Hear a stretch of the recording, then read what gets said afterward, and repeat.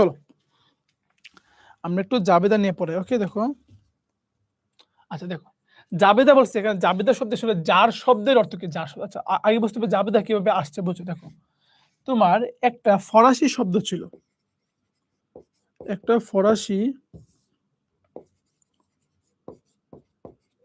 ফরাসি শব্দ ছিল জার্নাল।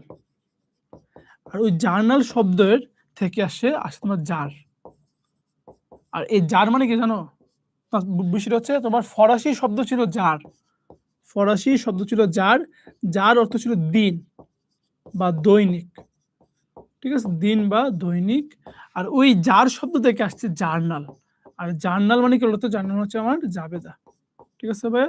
আচ্ছা, তো এখানে তাহলে হচ্ছে তোমার বলছে যে যার শব্দের অর্থ কি? যে যার, এই যে যার শব্দের অর্থ কি? দিন বা দৈনিক। এই যে দিন বা দৈনিক। ওকে আচ্ছা, বলছে জাবেদা কি বলতো ভাই? আচ্ছা বলো তো ভাই, দেখো জাবেদা কি? জাবেদা হচ্ছে ডেবিট ক্রেডিটের বিশ্লেষণ। দেখো তোমাকে যদি বলে এরকম যে দুতরফা কি,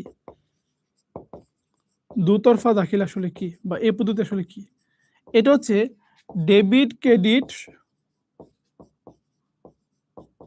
ডেবিট ক্রেডিট শনাক্তকরণ বা চিহ্নিতকরণ, ডেবিট অথবা নির্ণয়, ডেবিট ক্রেডিট নির্ণয় পদ্ধতি। এগুলো তো কি ডেবিট ক্রেডিট। দেখো যদি বলে যে দুতরফা দাখিলা কি, দুতরফা দাখিলা পদ্ধতি হচ্ছে তোমার ডেবিট ক্রেডিট নির্ণয় পদ্ধতি, ডেবিট ক্রেডিট শনাক্তকরণ অথবা কি ডেবিট ক্রেডিটের নির্ণয় পদ্ধতি। আর যদি বলে জাবেদা কি, জাবেদা হচ্ছে ডেবিট ক্রেডিট বিশ্লেষণ পদ্ধতি, ডেবিট ক্রেডিট বিশ্লেষণ পদ্ধতি। ওকে, বলছে জাবেদা কি? জাবেদা হচ্ছে লেনদেনের ডেবিট ক্রেডিটের কি বলতো একটা বিশ্লেষণের একটা পদ্ধতি বা উপায়। ওকে, এখন দেখো জাবেদের অনেকগুলো বিকল্প নাম আছে। দেখো জাবেদের কি অনেকগুলো কি নাম আছে? বিকল্প নাম আছে। যেমন ধরো যে এটাকে বলা হয় কি বলতো প্রাথমিক দাখিলার বই। কেন প্রাথমিক দাখিলার বই? কারণ সর্বপ্রথম আমরা আসলে লেনদেন লিখি কোথায়? একটা লেনদেন সর্বপ্রথম লেখা হয় জাবেদায়। এই জন্য কি বলে প্রাথমিক দাখিলার বই বা মৌলিক দাখিলার বই। ওকে আচ্ছা, আরেকটা হচ্ছে ধরো এই যে জাবেদার মধ্যে কি আমরা বলতো আমাদের দৈনন্দিন জীবনের লেনদেন কি তারিখের কমান, দেখো কি বলতো ভাইয়া তারিখের কম অনুসারে, যে তারিখের কম অনুসারে কি আমরা লিখি কোথায় বলতো? জাবেদা লিখি। তারিখের কম অনুসারে কি আমরা জাবেদায় লিখি, সর্বপ্রথম লিখি। এই জন্য বলে কি দৈনন্দিন দাখিলার বই। আচ্ছা, এবং এটা হচ্ছে কি তোমার সহায়ক বই। অর্থাৎ কার সহায়ক বই বলতো? জাবেদা হচ্ছে তোমার খতিয়ানের সহায়ক, খতিয়ানের সহায়ক বই। ওকে আচ্ছা, আবার আমরা যে এখানে তারিখের কম অনুসারে লিখি, এখানে আবার একটা নিয়ম আছে। আমরা কিভাবে লিখবো? প্রথম হচ্ছে বছর, এরপর হচ্ছে মাস, এরপর হচ্ছে কি আমার দিন। লিখে যাবে লিখে নেবে যে 2026 সাল, হ্যাঁ ফেব্রুয়ারি মাস, তারপর হচ্ছে 2, তার মানে কি 2026 সাল বছর আগে, তারপরে মাস, তারপর হচ্ছে কি আমার দিন। ওকে, তাহলে তোমার জাবেদ হচ্ছে কি হিসাবের কি বলতো প্রাথমিক দাখিলার বই বা হিসাবের কি বলতো সহায়ক বই। তারপর হচ্ছে হিসাবের পাকা বইকে দেখো পাকা বই অথবা হিসাবের রাজা বই, ওটা হচ্ছে আমার খতিয়ান। কি বলতো ভাইয়া? খতিয়ান। খতিয়ান কি করে? খতিয়ান শ্রেণীবদ্ধকরণ করে। কি বলতো ভাইয়া? শ্রেণীবদ্ধকরণ করে খতিয়ান, শ্রেণীবদ্ধকরণ করে কি বলতো আমার খতিয়ান। ঠিক আছে ভাইয়া? আচ্ছা, এটা হচ্ছে হিসাবের পাকা বই, কি বলতো হিসাবের আমার রাজা বই। হ্যাঁ আচ্ছা, আরেকটা বিষয় হচ্ছে এখানে তোমার জাবেদা, জাবেদা কিন্তু তোমার আসলে কি বলতো বাধ্যতামূলক না। তুমি কিন্তু জাবেদা না করে কি সরাসরি খতিয়ান করতে পারবা। জাবেদা কি বাধ্যতামূলক না, বাধ্যতামূলক না। কিন্তু খতিয়ান কি? খতিয়ান হচ্ছে বাধ্যতামূলক।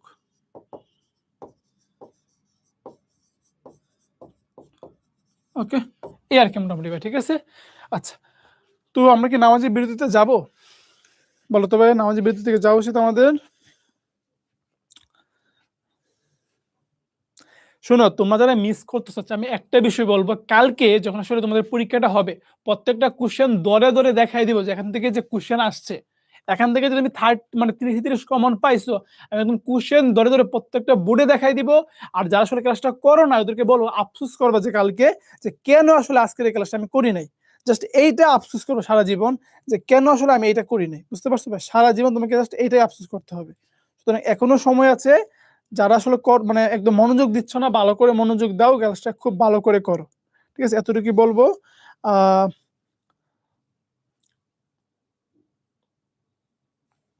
ওকে, একজন বলতেছে যে ভাই আপনারা ক্লাস দেখবেন না, শুধুই কথা বলবে। হ্যাঁ ভাই, আমরা শুধু কথা বলেছি, এ পর্যন্ত 111টা এমসিকিউ আপনি এসে সলভ করে দিয়েছেন, বুঝতে পারছেন ভাইয়া? হ্যাঁ, নামাজে বিরতি দিচ্ছি। শর্ট কোশ্চেন সাজেশন আমরা ইউটিউবে দিয়েছি তো ভাইয়া, শর্ট কোশ্চেনের যে সাজেশন আমরা ইউটিউবে দিয়েছি, ঠিক আছে ভাইয়া? আমরা ইউটিউবে দিয়েছি, ওকে।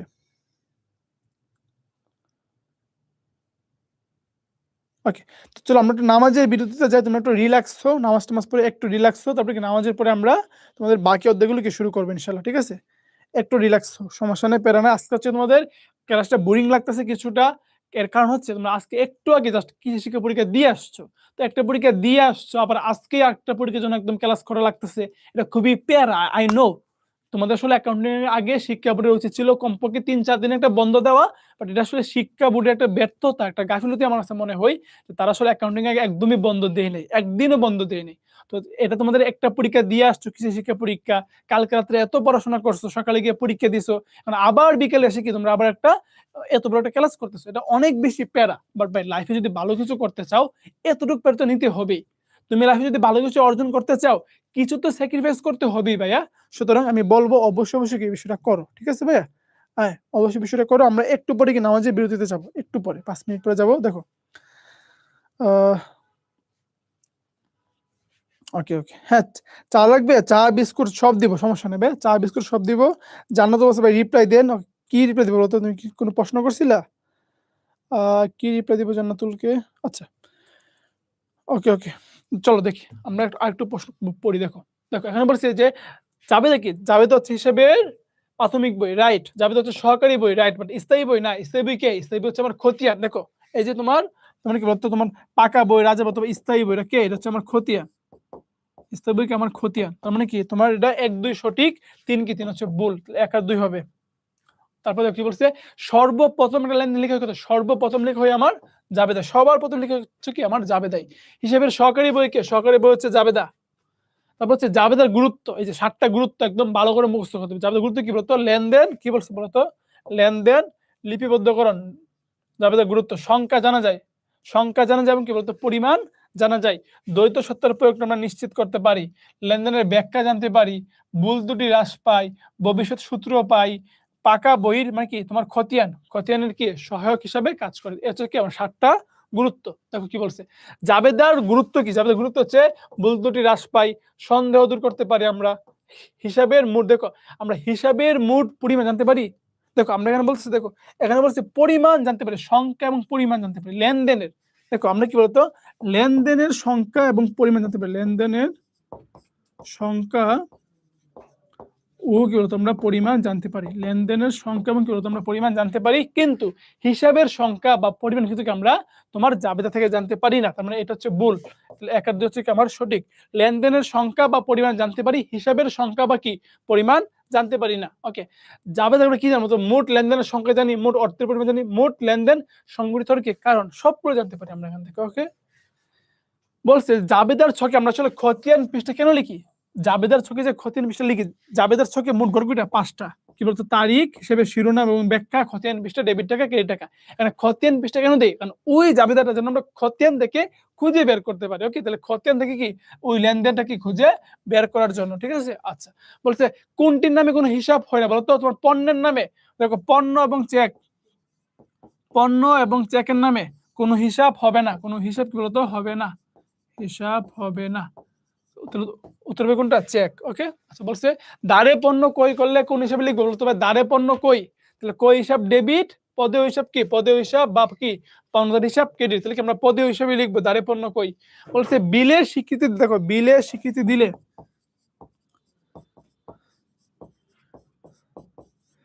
বিলের স্বীকৃতি দিলে, বিলের স্বীকৃতি দিয়ে আমরা কাকে বলতো? বিলের স্বীকৃতি দিয়ে আমরা পাওনাদারকে, পাওনাদার অথবা পদেয় বিল, পদেয় বিল হিসাব। ওকে, আর বিলের স্বীকৃতি পাই কার কাছ থেকে? বিলের স্বীকৃতি পাই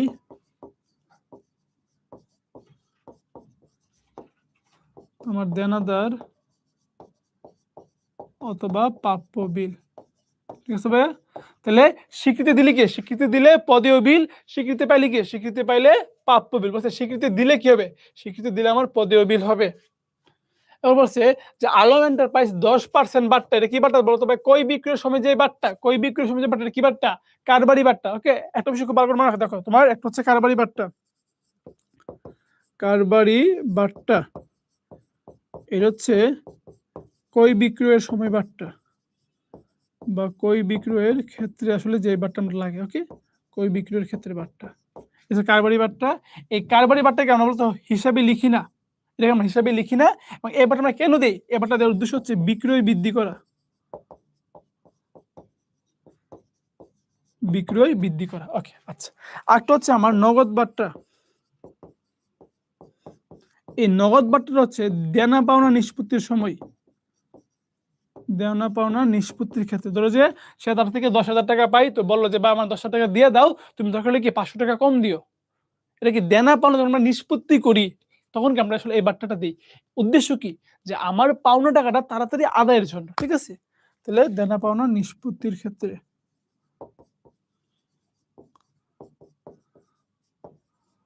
পাওনা অর্থ দ্রুত আদায়ের জন্য।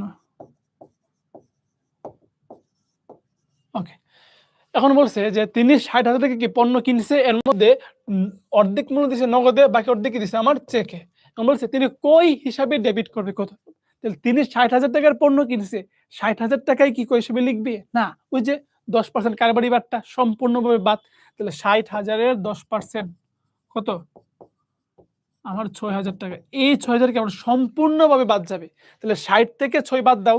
তাহলে 60 থেকে যদি আমরা 6,000 টাকা সম্পূর্ণভাবে বাদ দেই, তাহলে হচ্ছে আমার 54,000 টাকা। এই যে 54,000 টাকা কি আমার কই হিসাবে আমরা লিখবো। আচ্ছা, এখন বলছে তাহলে ব্যাংক হিসাব, দেখো বলছে ব্যাংক হিসাব হিসাবে ডেবিট করতে। দেখো আমি মোট পণ্য কিনছি 54,000 টাকা। বাস্তবে কারবারি বাট্টা বাদ দেওয়ার পর কি বাস্তবে আসলে প্রকৃত অর্থে পণ্য কিনছি 54,000 টাকা। আচ্ছা, এর মধ্যে বলছে অর্ধেক দিছে চেকে। চেকে যদি অর্ধেক দেই, বুঝছো, চেকে যদি অর্ধেক দেই, তাহলে আসলে চেকের সাথে এই 54 অর্ধেক হবে। তাহলে 54 অর্ধেক কত? আমার 27,000 টাকা। তার মানে ব্যাংকের সাথে আমার লেনদেন হয়েছে কত? ব্যাংকের সাথে আমার লেনদেন হয়েছে 27,000 টাকা। এই যে তাহলে হচ্ছে আমার লিটন এন্টারপ্রাইজ ব্যাংক হিসাবে সে ডেবিট করবে কত? ডেবিট করবে আমার 27,000 টাকা, কারণ সে তো টাকাটা পাইছে।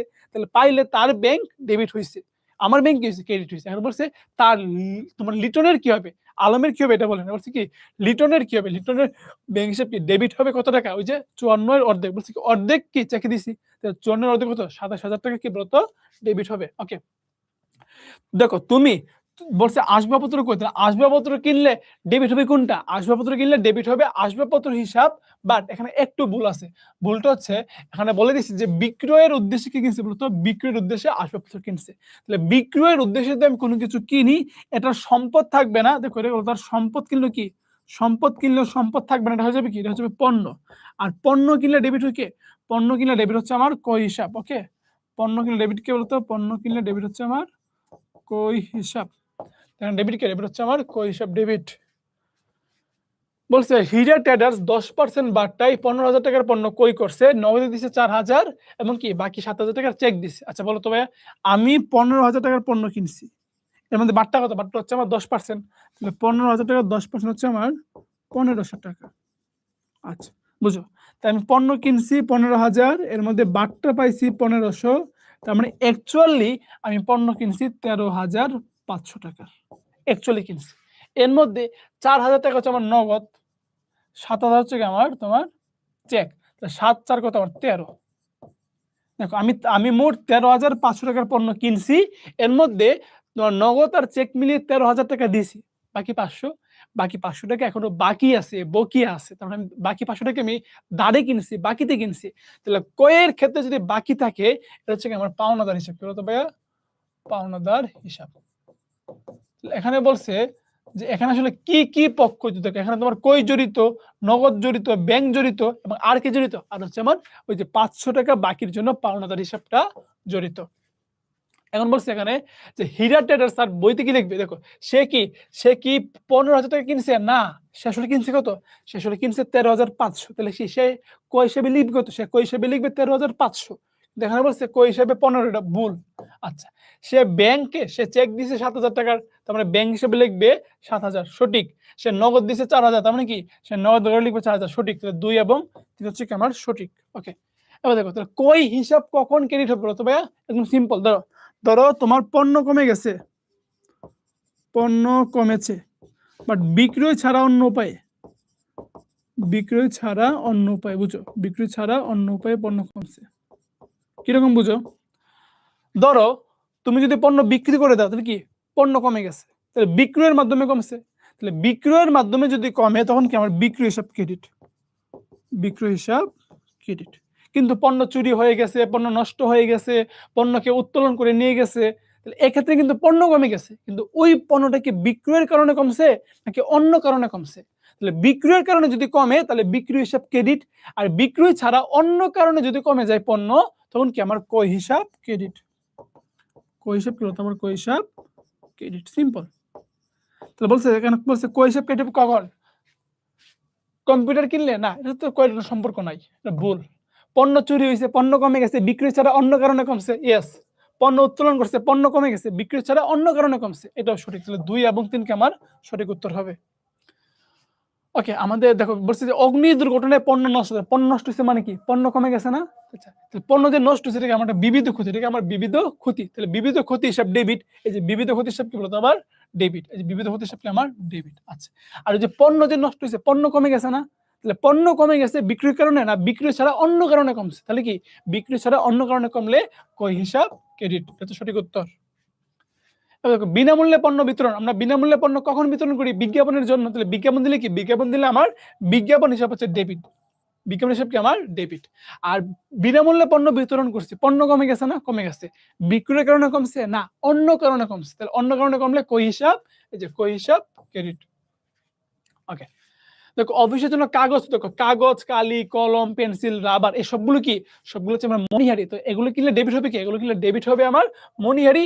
মনিহারি হচ্ছে এটা আমার জন্য খরচ, খরচ কি খরচ? পরিচালনা খরচ। ওকে, আর ধরো বলেছে যে পণ্য বিক্রি করছি, বিক্রির ফলে রাজীবের কাছ থেকে চেক পাইছি, তাহলে রাজীবের কাছ থেকে পণ্য বিক্রির ফলে চেক পাইলে আমার নগদ টাকা বাড়ছে, তাহলে কি সরি আমার মানে ব্যাংকের টাকা বাড়ছে, চেক পাইছি, তাহলে চেক পেলে ব্যাংকের টাকা বাড়ছে, তাহলে ব্যাংক হিসাব কি? ব্যাংক হিসাব হচ্ছে আমার ডেবিট। আর বিক্রি করলে কি? বিক্রি করলে আমার কি? বিক্রি হিসাব ক্রেডিট। তো সিম্পল রাখো যে ব্যাংক হিসাব ডেবিট, আর কি বলতে হয় যে সরি ব্যাংক হিসাব ডেবিট, বিক্রি হিসাব কি? বিক্রি হিসাব ক্রেডিট।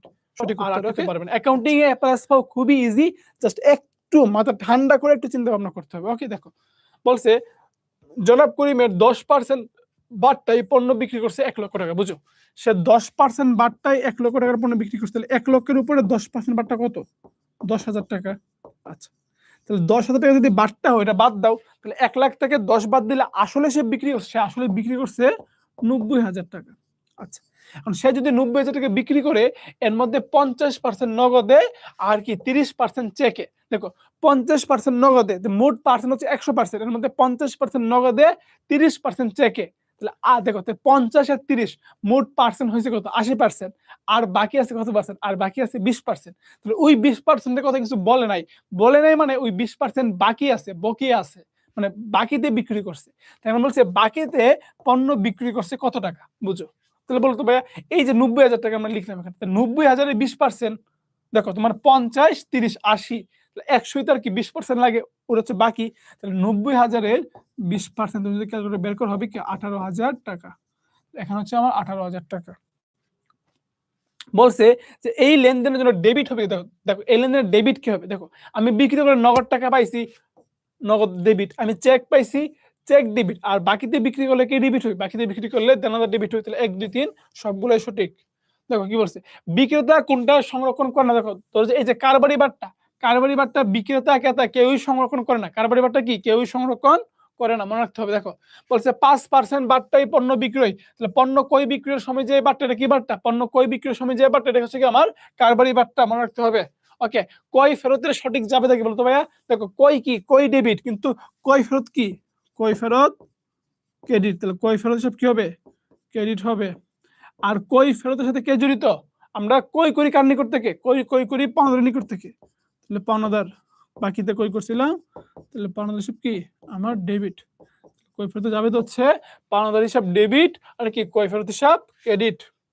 তারপর বলছে আসবাবপত্র করে যাবে দেখি, আসবাবপত্র কিনলে কি? আসবাবপত্র বাড়ছে, তাই আসবাবপত্র হিসাব ডেবিট, আর নগদ টাকা কমে গেছে, নগদান হিসাব ক্রেডিট। তাহলে আসবাবপত্র হিসাব ডেবিট, আর কি আমার নগদান হিসাব ক্রেডিট।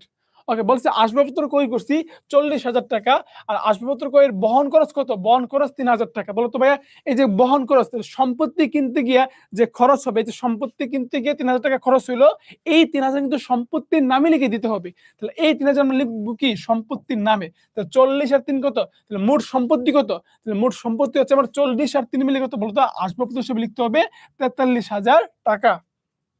এবার দেখো স্টেপলার কই? স্টেপলার কি বলতো? স্টেপলার, ক্যালকুলেটর, এগুলো কি?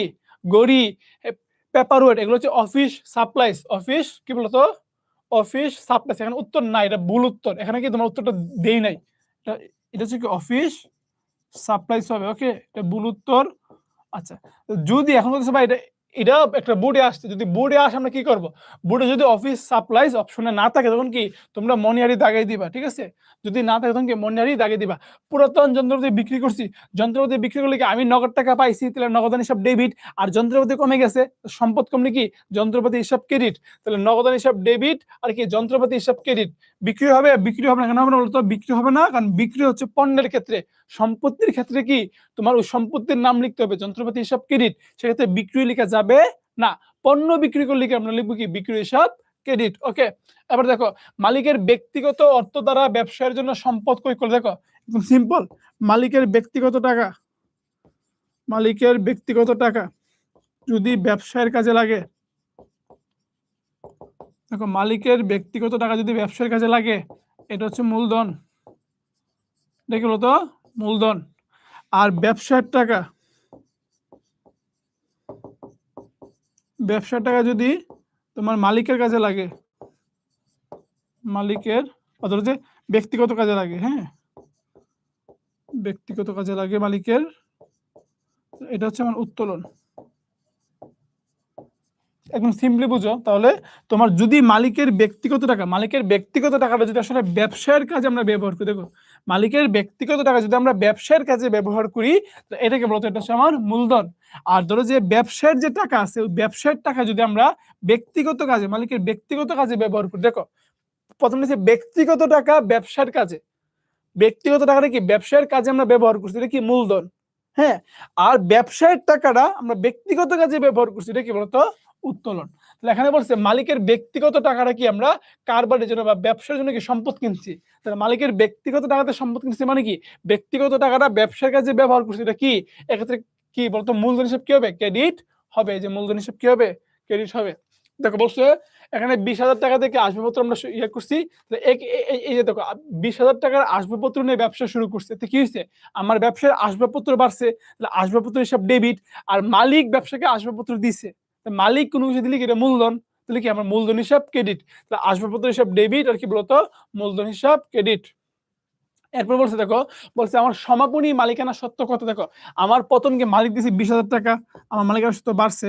তারপরে আমি 25,000 টাকার পণ্য বিক্রি করছি, পণ্য বিক্রি আমার আয় করলে কি আমার মালিকানা সত্ত্ব বাড়বে? বাড়ছে, যোগ করব। তারপরে আমি জীবন বীমা প্রিমিয়ামকে আমার উত্তোলন, কি বলতো? জীবন বীমা প্রিমিয়াম, তারপর আয়কর, এগুলো কি উত্তোলন। উত্তোলন করলে কি আমার মালিকানা সত্ত্ব কমবে, কত? 3,000 কমবে, মাইনাস করো। এখন হচ্ছে আমার 25-20 করতে আমার 45,000, আমার 42,000 টাকা হচ্ছে এখানে আমার মালিকানা সত্ত্ব।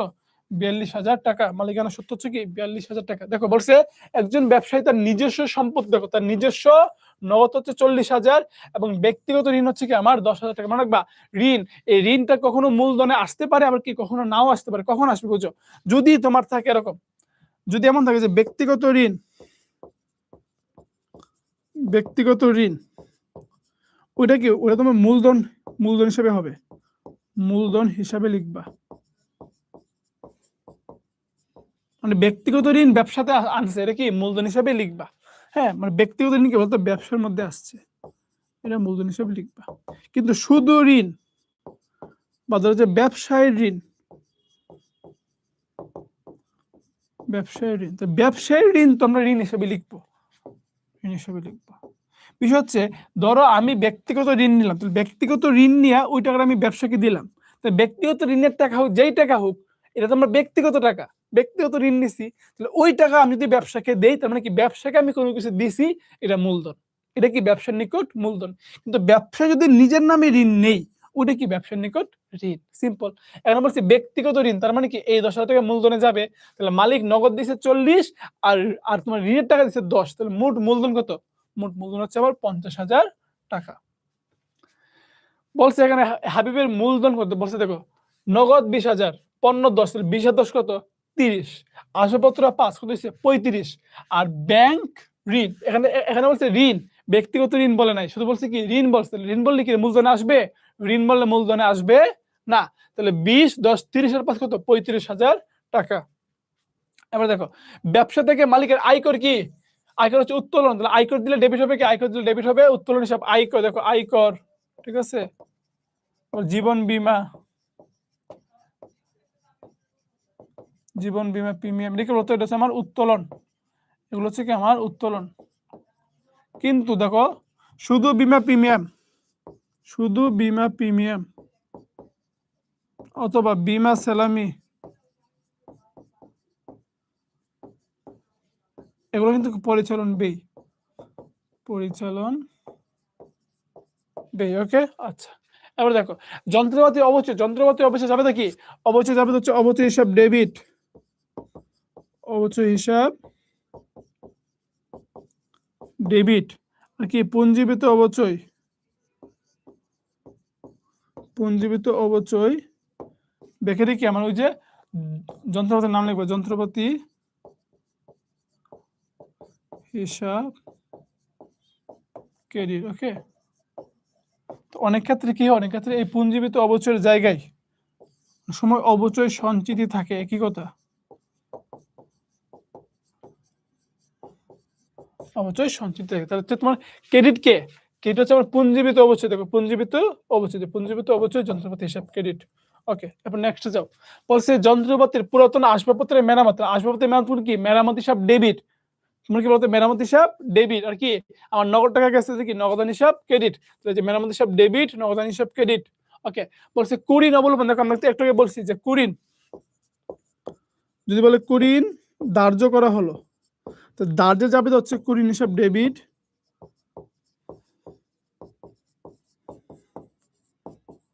আর কুঋণ সঞ্চিতি ক্রেডিট,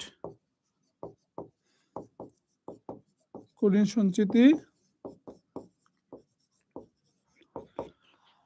কুঋণ সঞ্চিতি কি বলতো? ক্রেডিট। আর যদি বলে কুঋণ অবলোপন, কুঋণ অবলোপন, অবলোপনে যাবে হচ্ছে কুঋণ সঞ্চিতি ক্রেডিট। এখন যাবে আসলে ব্যাখ্যা করার টাইম না, কারণ এটা অনেক বড় ব্যাখ্যা, আমরা আসলে আমাদের ওয়ান শটে কিন্তু করছিলাম, ঠিক না? কুঋণ সঞ্চিতি ডেবিট আর হচ্ছে আমার দেনদার হিসাব ক্রেডিট।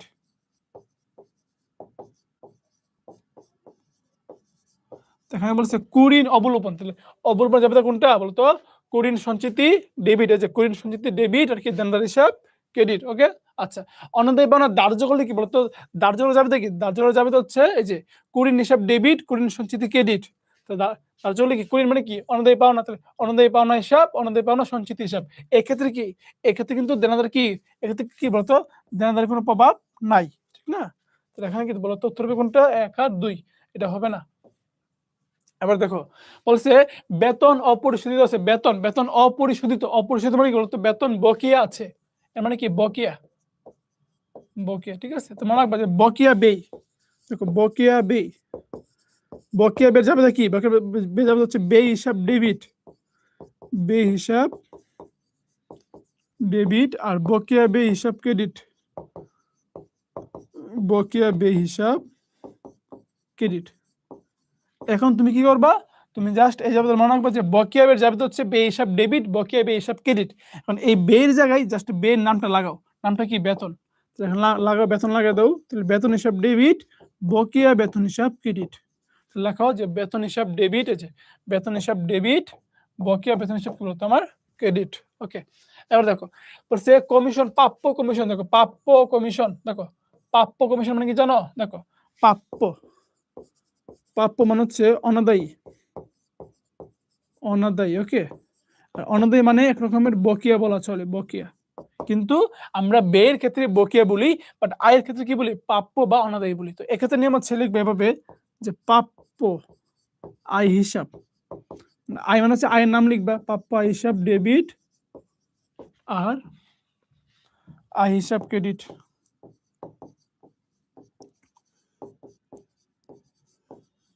আয় হিসাব ক্রেডিট। দেখো এখানে আয় বলতে ওই যে আয়ের নাম লিখবা, আয়ের নাম কি কমিশন, তাহলে প্রাপ্য কমিশন, প্রাপ্য কমিশন ডেবিট আর কমিশন হিসাব ক্রেডিট। লেখো যে তোমার দেখো প্রাপ্য কমিশন ডেবিট আর কি বলতো কমিশন হিসাব ক্রেডিট। ওকে, এরপর ব্যাংক সুদ মঞ্জুর করে। দেখো ব্যাংক কি বলতো, ব্যাংক সুদ মঞ্জুর করে। দেখো সিম্পল, দেখো যদি এমন হয় আসলে ব্যাংক সুদ ধার্য করলো, ধার্য করলো মানে হচ্ছে তোমাকে সুদ দিতে হবে, তোমার জন্য খরচ। ধার্য করলো মানে কি তোমাকে সুদ দিতে হবে, বা ধরো যে তোমার চার্জ ধার্য করলো, চার্জ, এগুলো কি তোমার জন্য খরচ। খরচ মানে কি তোমার থেকে টাকা চলে যাবে, আর খরচ মানে ডেবিট, লিখবো যে ব্যাংক সুদ বা ব্যাংক চার্জ হিসাব, ব্যাংক চার্জ হিসাব ডেবিট। আচ্ছা, এখন ব্যাংক তো তোমাকে আসলে কখনোই বলবে না যে ভাই হ্যাঁ তোমার আসলে খরচ হয়েছে এত টাকা, খরচ হয়েছে 500 টাকা, ধরো তোমাকে কখনো বলবে না যে 500 টাকা আমাকে দাও। কি করবে, তোমার ব্যাংকের অ্যাকাউন্ট থেকে অটোমেটিক্যালি কি টাকাটা কেটে নিয়ে যাবে। তাহলে তোমার যদি তোমার ব্যাংক থেকে টাকাটা কেটে নিয়ে যায় তখন কি তোমার ব্যাংকের টাকা কমে যাবে। তাহলে ব্যাংক হিসাব ক্রেডিট, ব্যাংক হিসাব ক্রেডিট। তাহলে একদিকে হচ্ছে এটা আমার ব্যয়, ব্যয় হওয়ার কারণে কিছু ব্যয় হওয়ার কারণে ডেবিট হয়েছে, আর একদিকে আমার কি ব্যাংকের টাকা কমে গেছে, এজন্য কি ব্যাংক হিসাব ক্রেডিট। আর যদি বলে যেরকম ব্যাংক সুদ মঞ্জুর করলো, ব্যাংক সুদ মঞ্জুর করলো, তো ব্যাংক যদি আমাকে সুদ দেয়, মঞ্জুর মানে কি আমাকে সুদ দিয়েছে, তো সুদ দিলে আমার ব্যাংকের টাকা বাড়বে, সে কি টাকা আমার ব্যাংকে সরাসরি পাঠিয়ে দিবে, তাহলে ব্যাংকের টাকা বাড়লে ব্যাংক হিসাব ডেবিট, ব্যাংক হিসাব ডেবিট। আর আমাকে যদি সুদ দিয়ে রেখে আমার আয়, আর আয় বাড়লে কি আমার ক্রেডিট, তাহলে ব্যাংক সুদ হিসাব ক্রেডিট, ব্যাংক সুদ হিসাব ক্রেডিট। ওকে, তো এখন বলছে ব্যাংক সুদ মঞ্জুর, তার মানে কি আমার আয় হয়েছে, আমার ব্যাংকের টাকা বাড়ছে, তাহলে ব্যাংকের টাকা বাড়লে দেখো ব্যাংক সুদ হিসাব কি, ব্যাংক হিসাব ডেবিট, আর ব্যাংক সুদ হিসাব কি বলতো ক্রেডিট। এই যে ব্যাংক হিসাব ডেবিট, ব্যাংক সুদ হিসাব কি আমার ক্রেডিট। ওকে, এবার দেখো যদি ব্যাংক চার্জ ধার্য করে, চার্জ ধার্য করলে ডেবিট কে, দেখো ব্যাংক চার্জ ধার্য করলে ডেবিট হচ্ছে ব্যাংক চার্জ হিসাব কি আমার ডেবিট, ব্যাংক চার্জ হিসাব ডেবিট। এখানে হবে কি ব্যাংক চার্জ হিসাব। এবার দেখো যদি বাট্টা দেয়, দেখো বলতো ভাই আমরা বাট্টা, ওকে তো যে বাট্টা প্রদান, বাট্টা প্রদান। আচ্ছা, বলতে আমরা যদি বাট্টা দেই তাহলে কি এটা আমার একটা খরচ। আচ্ছা, তাহলে খরচ মানে কি ডেবিট, তাহলে বাট্টা দিলে প্রদত্ত বাট্টা হিসাব ডেবিট, প্রদত্ত বাট্টা হিসাব ডেবিট। আচ্ছা, বলতো ভাই আমরা বাট্টা দেই কাকে, আমরা বাট্টা দিয়ে হচ্ছে দেনাদারকে, তো যদি আমরা বাট্টা দিই তখন কি আমার দেনাদার কমে যাবে, তাহলে কমলে কি আমার দেনাদার হিসাব ক্রেডিট, তাহলে দেনাদার হিসাব ক্রেডিট, দেনাদার হিসাব ক্রেডিট। আচ্ছা, এসে বাট্টা দিলাম, এখন ধরো আমি বাট্টা পাইলাম, ধরো বাট্টা প্রাপ্তির ক্ষেত্রে। আচ্ছা, আর ধরো আমি যদি বাট্টা পাই, তাহলে তো বাট্টা পাইলে কি আমার আয়, তার মানে কি প্রাপ্ত বাট্টা ক্রেডিট, আয় বলে ক্রেডিট, তাহলে প্রাপ্ত বাট্টা হিসাব ক্রেডিট। আচ্ছা, বলতে ভাই আমরা বাট্টা পাই কার কাছ থেকে, বাট্টা পাই হচ্ছে আমরা পাওনাদারের কাছ থেকে, তাহলে কি আমার পাওনাদার কমবে, তাহলে পাওনাদার কি দায় কমবে ডেবিট, তাহলে পাওনাদার হিসাব ডেবিট। আচ্ছা, এবার তোমরা খেয়াল করো ভাই, বলছে এখানে বলছে যে বাট্টা প্রদান করলে যাবে কি যে প্রদত্ত বাট্টা ডেবিট আর কি দেনাদার হিসাব ক্রেডিট। দেখো যে তোমার প্রদত্ত বাট্টা ডেবিট আর কি দেনাদার হিসাব ক্রেডিট। ওকে, যদি বলে প্রাপ্ত চেক প্রত্যাখ্যাত, দেখো প্রাপ্ত চেক প্রত্যাখ্যাত হইলে এর যাবে হচ্ছে তোমার এরকম যে তোমার দেনাদার হিসাব ডেবিট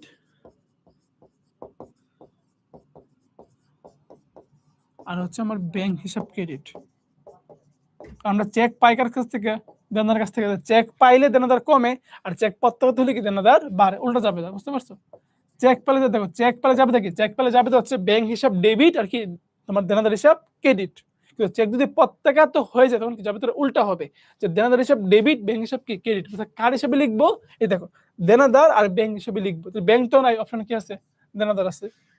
আচ্ছা, এবার হচ্ছে 10,000 টাকার পূর্ণ নিষ্পত্তিতে 9,500 টাকা পাইছি। দেখো বুঝো, বলছে 10,000 টাকার পূর্ণ নিষ্পত্তি থেকে 9,500 টাকা পাইছি, তাহলে আমি যদি টাকা পাই, বুঝো আমি যদি টাকা পাই তাহলে হচ্ছে কি আমার নগদান হিসাব ডেবিট, নগদান হিসাব ডেবিট।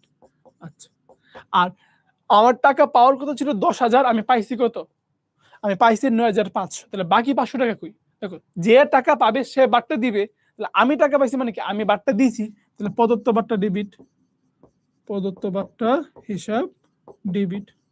আর আমরা বাট্টা দিই কাকে? দেনাদারকে। তাহলে দেনাদার হিসাব কি বলতো? ক্রেডিট। দেনাদার হিসাব ক্রেডিট। তো দেখো এখানে আমি টাকা পাইছি কত? ৯৫০০। ৯৫০০ বাট্টা দিছি কত? ৫০০ আর ক্রেডিট হবে সব মিলাইয়া ১০,০০০ টাকা। এখানে হচ্ছে আমার ডেবিট কে বলছে, ডেবিট হবে কি বলতো? আমার নগদ আর প্রদত্ত বাট্টা। তাহলে নগদ তো নাই, প্রদত্ত বাট্টা আছে। এবার দেখো বলছে পূর্ণ নিষ্পত্তি, দেখো ৬,০০০ টাকার পূর্ণ নিষ্পত্তিতে ৫,৭০০ টাকা পাইছি। তাহলে বাট্টা কত? বাট্টা হচ্ছে আমার বাকি ৩০০ টাকা। দেখো ৬,০০০ মাইনাস কি ৫,৭০০, বাকি ৩০০ টাকা। ওকে, এই হচ্ছে আমার জাবেদার বিভিন্ন প্রকার। দেখো জাবেদার প্রকারগুলো খুবই ইম্পর্টেন্ট এবং এর আগে আমরা দেখতে চাই তোমরা আসলে কমেন্টে কি অবস্থা আছে, কমেন্টে কার আসলে কি কি অবস্থা আছে একটু দেখতে চাই। কমেন্টে বাচ্চাদের কি অবস্থা একটু দেখি। কতজন দেখতেছো আমাদের সাথে বলতো? ওরে বাবা 40 জন আছো। ও হিউজ তাহলে, কিন্তু বাকিরা কই বলতো? হ্যাঁ আমরা তো অলরেডি তাড়াতাড়ি শেষ করার ট্রাই করতেছি ভাইয়া, বাট তুমি যদি ভালো কিছু চাও একটু তো অপেক্ষা করতে হবে, ঠিক না? ক্লাসটা ধরো তোমার 8টা পর্যন্ত হবে, 8টা বা 8টার একটু 10-15 মিনিট হতে পারে এরকম, ঠিক আছে? ওকে, আমরা আসলে এস সুন এস করার ট্রাই করবো, যত তাড়াতাড়ি শেষ করা যায় শেষ করবো। ওকে চলো, কথা না বলে আমরা আসলে তোমার শেষ করি। চলো দেখো তোমার জাবেদ হচ্ছে কি তোমার দুই প্রকার। একটা হচ্ছে কি আমার বিশেষ জাবেদা, এই যে বিশেষ জাবেদা, হ্যাঁ এই যে বিশেষ জাবেদা। একটা হচ্ছে কি বলতো? একটা হচ্ছে আমার তোমার এখানে প্রকৃত জাবেদা। ওকে আচ্ছা, এখন এই বিশেষ জাবেদা হচ্ছে কি আবার 6 প্রকার। কি বলতো? কই জাবেদা। আচ্ছা বলতো কই জাবেদা কি বলতো? কই জাবেদা হচ্ছে বাকিতে কই, বাকিতে কই লিখি আমরা। আচ্ছা, বিক্রি জাবেদা কি লিখি আমরা? বাকিতে বিক্রি লিখি, বাকিতে বিক্রয়। আচ্ছা, আর কয় ফেরত জাবেদা হচ্ছে কি পণ্য কই করছিলাম ফেরত দিলে কি কয় ফেরত জাবেদা লিখি, পণ্য বিক্রি করছিলাম যদি ফেরত আসে রে কি বিক্রি ফেরত জাবেদা লিখি। আচ্ছা, এখন কই জাবেদা বিক্রি জাবেদা এগুলো আসলে আমরা আসছে কি বলতো? এগুলো হচ্ছে তোমার চালান থেকে, চালান থেকে। আর কয় ফেরত আসছে কি বলতো? কয় ফেরত আসছে আমার ডেবিট নোট থেকে, ডেবিট নোট থেকে আসছে কয় ফেরত।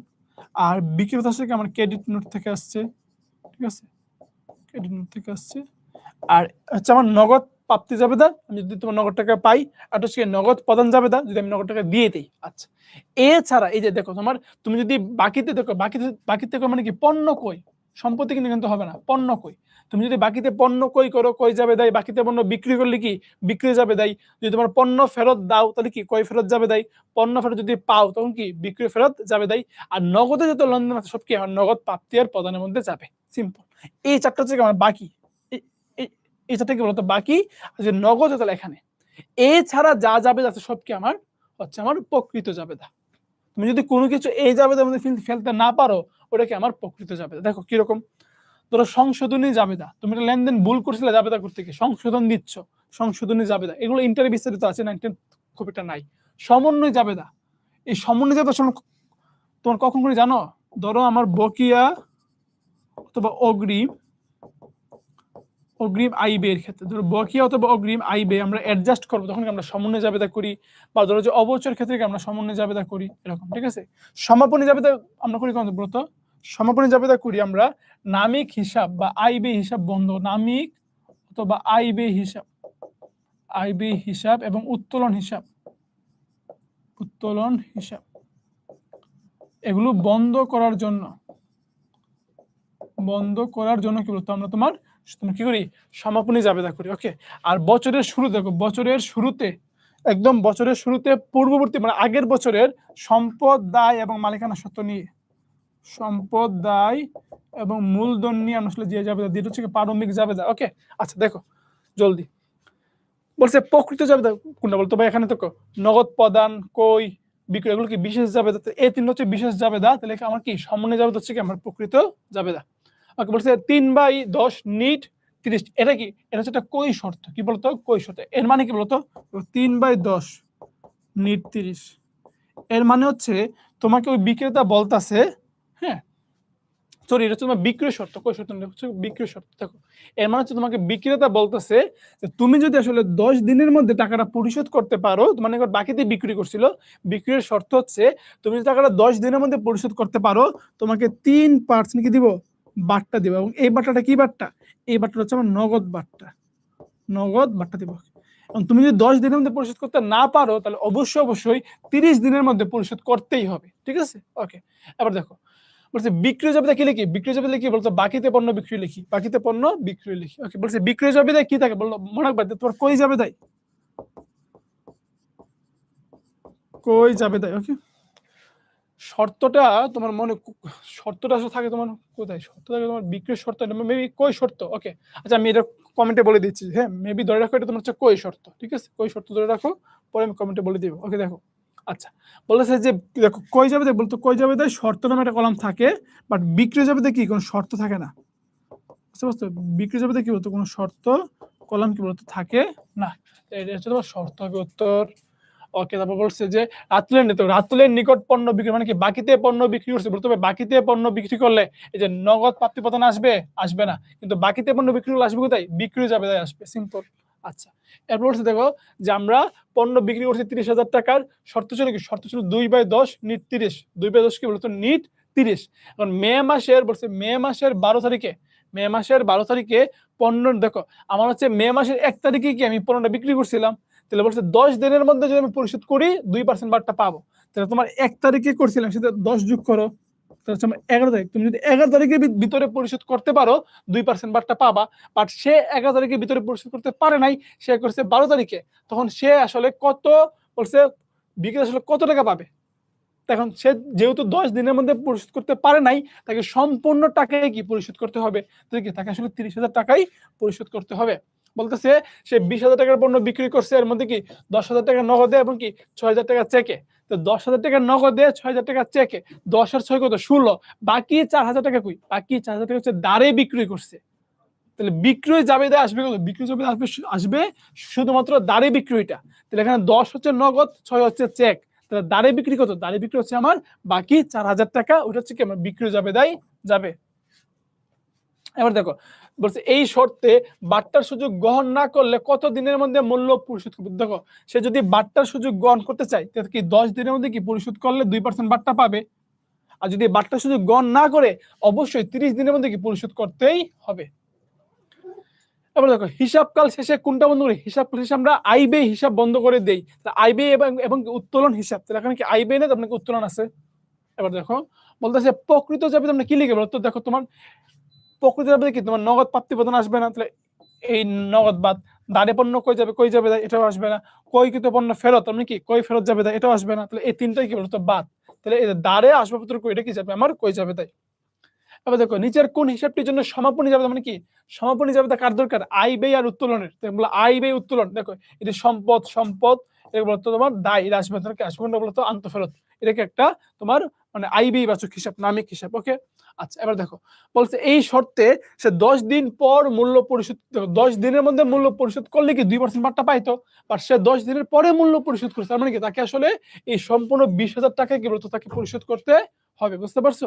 10 দিনের পর না 20,000 টাকা কি বলতো তাকে পরিশোধ করতে হবে ওকে আচ্ছা এবার দেখো কি বলছে বিক্রয় শর্ত তার মানে বুঝতে পারছো এই শর্তটা কি ছিল আমরা একবার বলছিলাম বিক্রয় বলছিলাম কই এটা আসলে বিক্রয় শর্ত এই জন্য পাইছি এখানে বিক্রয় শর্ত আশা করি বিষয়টা ক্লিয়ার হয়ে গেছে কনফিউশনটা ওকে হ্যাঁ মাঝে মধ্যে আসলে বায়ো নিজেও কনফিউজড হয়ে যায় আসলে কোনটা কই যাবে ঠিক না আচ্ছা তো এটা হচ্ছে আসলে তোমার বিক্রয় শর্ত বলতেছে এই বাট্টাটা কোন ধরনের বাট্টা বলো তো ভাই দেখো জনাব শরীফ সে পণ্য কিনছে সে যদি পণ্য কিনে দেখো তার মানে সে বাট্টা পাবে সে কি বাট্টা পাবে শরীফের জন্য কি বাট্টা শরীফের জন্য হচ্ছে এটা তোমার প্রাপ্ত বাট্টা কারণ সে যদি যত সময়ের ভিতরে মূল্যটা পরিশোধ করতে পারতো সে কি বাট্টাটা পাইতো তার মানে তার জন্য কি বাট্টা তার জন্য হচ্ছে প্রাপ্ত বাট্টা ওকে আচ্ছা জনাব সাকিব সে 5% কারবারি বাট্টা 30,000 টাকার পণ্য বিক্রি করছে বিক্রয় শর্ত হচ্ছে এইটা এবং যদি 15 দিনের মধ্যে মূল্য পরিশোধ করে দেখো বলছে কি 15 দিনের মধ্যে করলে 3% বাট্টা দিবে সে যদি 15 দিনের মধ্যে পরিশোধ করে তাহলে বাট্টার টাকা কত হবে দেখো